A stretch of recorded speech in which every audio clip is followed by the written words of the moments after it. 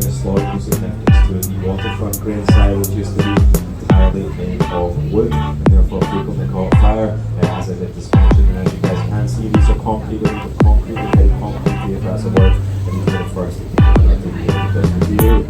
You see the airport here, so we're currently passing by the Bury Bishop Airport. This is a small island airport for myself.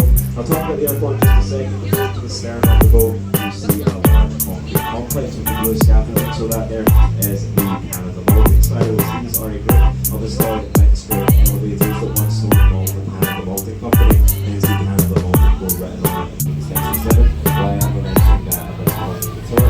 What used to be on the airport at Harbour's Point, where that massive red boat is on